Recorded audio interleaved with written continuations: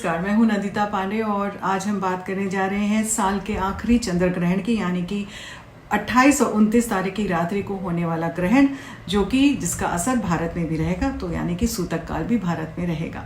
ग्रहण का जो मेन काल है वो रात्रि को 29 तारीख की अगर हम अंग्रेजी तिथि से देखें तो 1:05 से शुरू होगा ग्रहण और 2:22 तक का पूर्णता रहेगा और जाते जाते समाप्त 3:25 पे होगा।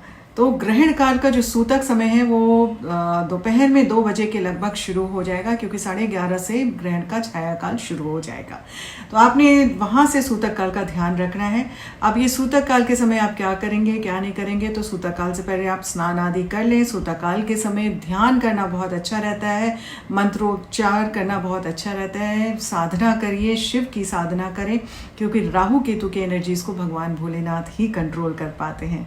तो आप उस समय उनका जाप करें। आप किसी भी मंत्र को सिद्ध करना चाहते हैं उस मंत्र का उच्चारण करें, साथ ही साथ किसी माला को सिद्ध करना चाहते हैं, यंत्रों को सिद्ध करना चाहते हैं तो उनका उच्चारण करें।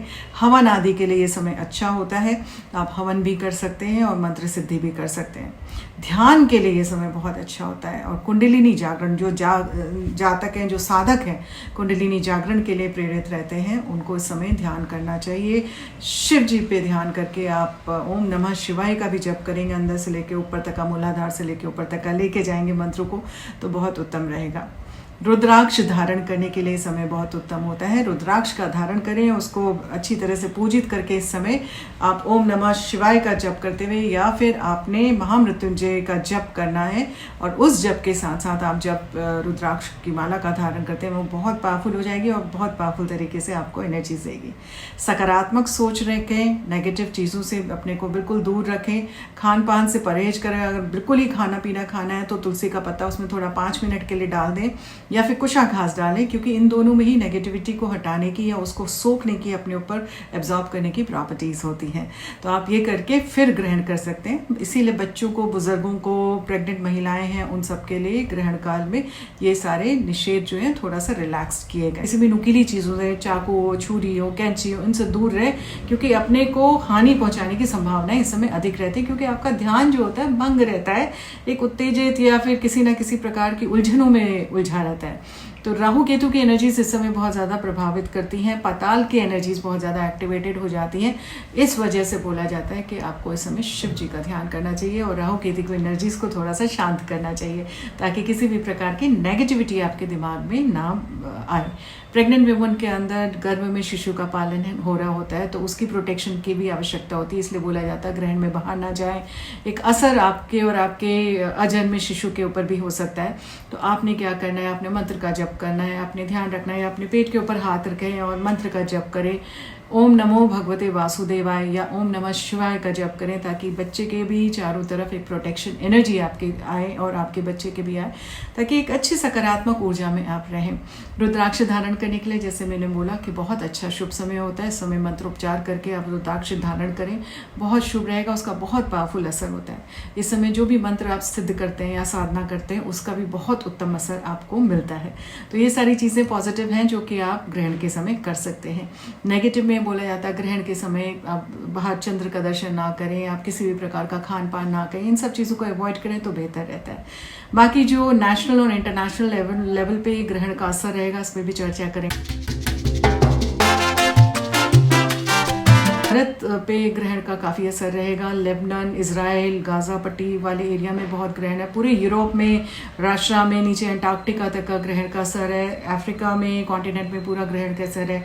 नॉर्थ ईस्ट अमेरिका में ग्रहण का असर है। जो साउथ अमेरिका का रीजन है उसमें ग्रहण का असर है। Atlantic ocean, Pacific ocean, Indian ocean में ग्रहण का असर है। ऑस्ट्रेलिया, साउथ ईस्ट एशिया, मतलब सभी जगह में इस वक्त ये ग्रहण का असर रहेगा, जिसकी वजह से उथल पुथल रहेगी। ग्रहण जो पड़ रहा है वो पड़ रहा है अश्विनी नक्षत्र, यानी कि केतु के नक्षत्र में। केतु होते हैं मोक्ष के कारक, केतु होते हैं धर्म के कारक, केतु होते हैं स्किन डिजीजेस के कारक, केतु होते हैं वायरस के कारक। इन सभी चीज़ों में कुछ ना कुछ यहाँ पे परेशानियाँ एकदम से उजागर हो सकती हैं। भारत में ही अभी मुंबई के आसपास आप देखेंगे तो वहाँ पे suddenly skin eruptions and skin diseases हो रही हैं, जिसका इन लोगों को समझ में नहीं आ रहा डॉक्टर्स को कि ये क्यों हो रहा है।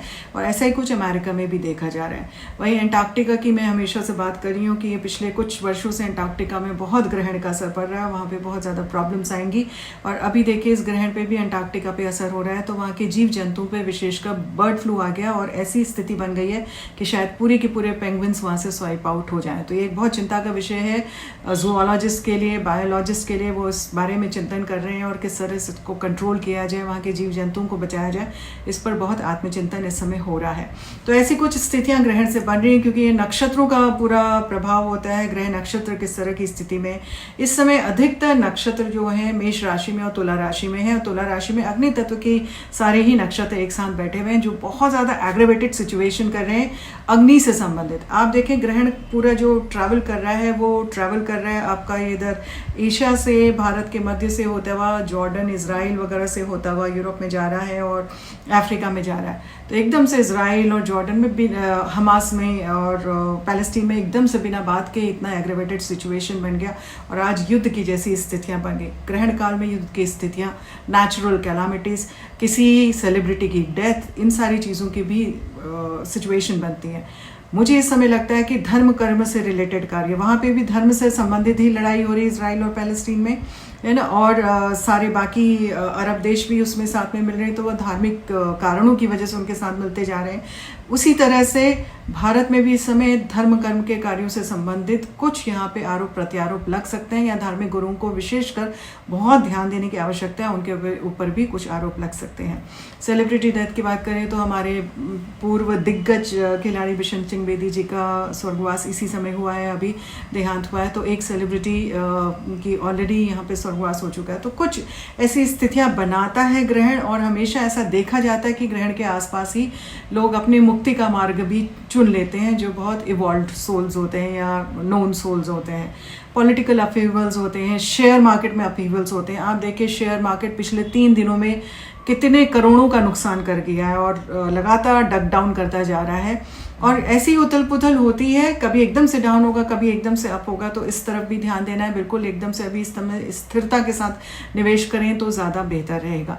तो ये सारे छोटे छोटे से चीज़ें होती हैं, बॉर्डर टेंशन्स हो जाते हैं, नेचुरल कैलामिटीज़ होती हैं। जिस समय ग्रहण शुरू होगा तो लग्न भी कर्क लग्न बन रहा है, चलायमान राशि है, और साथ में ये जल तत्व, तो साइक्लोन, सुनामीज, इस तरह की चीज़ों में, या टेक्टोनिक शिफ्ट्स, ये सारी चीज़ों में भी बहुत ज़्यादा प्रबलता आएगी। आगजनी में बहुत ज़्यादा प्रबलता आएगी, क्योंकि अग्नि तत्व बहुत ज़्यादा इम्पैक्टेड। गुरु, चंद्रमा और राहु एक साथ। गुरु चंद्रमा भले ही गजकेशरी योग बना रहे हों, लेकिन गुरु और राहु चांडाल योग बना रहे हैं और राहु चंद्रमा ग्रहण योग बना रहे हैं। अश्विनी नक्षत्र यानी कि केतु के नक्षत्र में चंद्रमा, लेकिन गुरु जो है थोड़ा सा भरणी नक्षत्र में आके थोड़ा अपने आप को प्रोटेक्ट करें, लेकिन फिर भी रेट्रोग्रेड मोशन में इस समय है, वक्री है। तो एडमिनिस्ट्रेशन से रिलेटेड कुछ परेशानियां एकदम से उजागर हो सकती हैं, जो एडमिनिस्ट्रेशन और जनमानस के ऊपर कुछ टकराव की स्थितियां भी बनाएंगी, क्योंकि शनि की भी पूर्ण दृष्टि गुरु के ऊपर इस समय नीच दृष्टि पड़ रही है। तो जनमानस में कुछ अलगाव की स्थितियां बन सकती हैं, एकदम से अचानक से उत्तेजना बढ़ सकती है, और फीमेल जनमानस पे ज़्यादा इसका असर रहेगा। उनकी वजह से या उनके लिए उनके ऊपर ज़्यादा अटैक्स हो सकते हैं, या वो ज़्यादा रिटेलिएट कर सकती हैं। तो ऐसी स्थितियों की तरफ ध्यान देने की आवश्यकता है। इस समय ये सारी चीज़ें उजागर होंगी और ज़्यादा इम्पैक्टेड होती हुई नज़र आ रही है। वायरस वगैरह का इन्फ्लुएंस समय रहेगा, सीजन चेंज भी बन रहा है, थोड़ा इस तरफ भी ध्यान दीजिएगा। मैं हमेशा कहती हूँ व्यक्ति विशेष से ज़्यादा जनमानस पे ग्रहण का असर होता है। नेशनल एंड इंटरनेशनल इवेंट्स में ग्रहण का ज़्यादा असर होता है। भूकंप आदि की स्थितियाँ भी काफ़ी रहेंगी, क्योंकि इस समय केतु और मंगल प्रभावित है, ग्रहण के परिधि के अंदर आए हुए हैं। तो इस तरफ ध्यान देने की आवश्यकता है। बहुत साधारण सा सप्त अनाज का दान अवश्य करें। राहु केतु से कंट्रोल हो जाते हैं। 7 प्रकार के अनाज होते हैं, तो सभी ग्रहों को भी कंट्रोल करते हैं। दान का बहुत महत्व रहता है। किसी भी ज़रूरतमंद व्यक्ति को दान करें, जो सफाई कर्मचारी हैं उन सबको दान करें, बहुत उत्तम रहता है। ग्रहण के पश्चात भी ये दान कर सकते हैं, ग्रहण के दौरान भी दान कर सकते हैं अगर हो सके, लेकिन कोशिश करें कि आप ग्रहण का सामान ग्रहण के समय में एक स्थान पर रख लें, और ग्रहण की समाप्ति में आप जब दान करें तो उस सोच के साथ दान अनुमान करें कि जिसके पास भी ये जाए उसके लिए एक उत्तम स्थितियाँ रहें। तो ऐसे छोटे छोटे से आप प्रयोग करिए, घबराएं नहीं। ग्रहण तो आते जाते रहते हैं, लेकिन अगर थोड़ी सी सावधानियाँ बरती जाए तो बहुत सारी चीज़ों से आप बच सकते हैं। बाकी शेष हम बताते रहते हैं, ग्रहण हो या फिर पूर्णिमा हो, कैसा रहेगा कैसा नहीं रहेगा। आने वाले समय में भी बात करेंगे कि किस तरह की स्थितियाँ बनेंगी, लेकिन अभी इस समय थोड़ा सा सावधानी बरतें तो बेहतर रहेगा। अभी के लिए दीजिए इजाज़त। नमस्कार, आत्मा नमस्ते।